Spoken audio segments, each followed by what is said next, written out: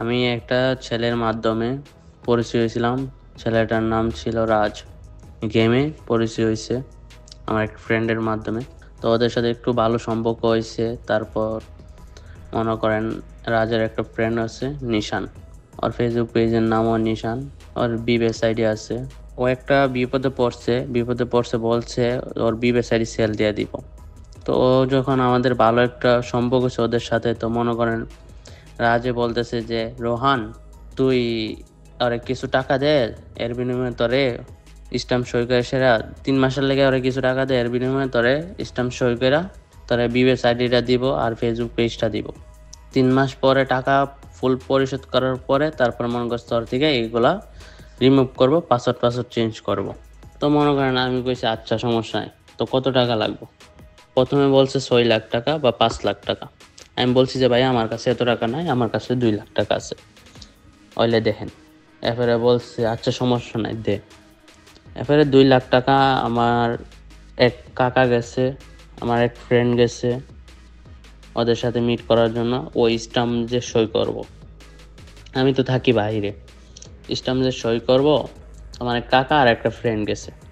আর ওদের এইখান থেকে রাজ নিশান আর একজন আসছিল, তার নামটা আমি নিতে চাচ্ছি না।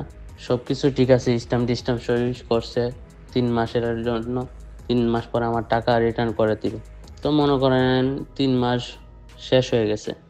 তো ওনাকে আমি বলছি ভাই আমার টাকাটা কোন সময় দেবেন। উনি আমাকে বলছে যে রোহান, আমি একটু সমস্যায় আছি, তোমার টাকাটা আমি ছোট ঈদের পরে দিয়ে দেবো, যেটা আমার রোজার ঈদ বলি, ওই ঈদের পরে দিয়ে দিব। তো রোজার ঈদ গেল, এই যে বড় ঈদ গেল, কোরবানি ঈদ, ওরা এখনো আমার টাকা দিচ্ছে না। দেন ওরা কি করছে, আমাকে ফেসবুক পেজের থেকে রিমুভ করে দিছে। আমাকে ফেসবুক পেজের ফুল অ্যাক্সেসও দেয় নাই, এডিটর না কি জানি দিয়ে রাখছিল। তো আইডির পাস, ওই যে বেবেস আইডিটা, ও আইডির পাসও চেঞ্জ করে নিছে, সব কিছু চেঞ্জ করে নিছে। তো মনে করেন এখন আমি মেসেজ দিলেও মেসেজ সিন করে না, কোনো কিছুই না। ওদেরকে আমি 4-5 দিন আগেও বুঝাই বলছি যে ভাইয়া আপনার যখন টাকাটা দিতে লেট হবে তাহলে আমার আইডি পাসটা দেন। আমি এইভাবে বলছি যে আমার আইডি পাসটা দেন। তো মনে করেন ওরা আইডি পাসটা দিছে না, বলছে দিব।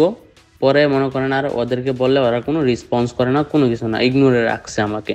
তো আমার টাকাও দিতেছে না, পিবিএস আইডি পাসওয়ার্ড দিচ্ছে না, কোনো কিছুই না। তো ওদের মতো ওরা এনজয় করতেছে, ওরা বলতেছে পারলে যেভাবে মন চায় এইভাবে টাকা তুলে নিতাম। তো একজন ফেসবুক স্ট্রিমার হইয়া, বিবেস কন্টেন্ট ক্রিয়েটর হইয়া, তো টাকাটা কিভাবে মারে ভাই।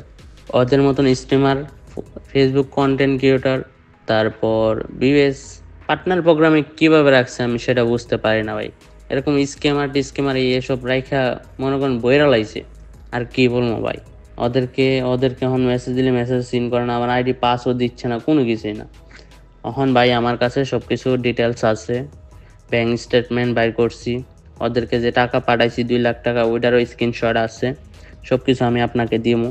আমি চিন্তা ভাবনা করতেছি, আমি রিসেন্টলি কয়েকদিন পরে, 4-5 দিন পরে আমি দেশে আসবো। তারপরে ওদের বিরুদ্ধে আমি আইনত মামলা মামলা করবো, আইনত মনে করেন ব্যবস্থা করবো ওদের। আমার কাছে সব প্রুফ আছে বিদায়ী আমি মামলা করতে যাবো, আমার কাছে স্ট্যাম্প আছে, মনে করেন সব কিছুই আছে। তো আমি আপনাদের বলতেছি, এটা আপনি একটু কষ্ট করে দেখেন ভাইয়া। আপনার ভালো ফলোয়ার আছে, অনেক কিছু আছে, এটা একটু কষ্ট করে ভাই, এটা একটু দেখেন, মানুষরা জানায়েন যে ওরা কি চোর বাটপার, ওরা হচ্ছে স্কেমার, এটা একটু জানায়েন ভাই।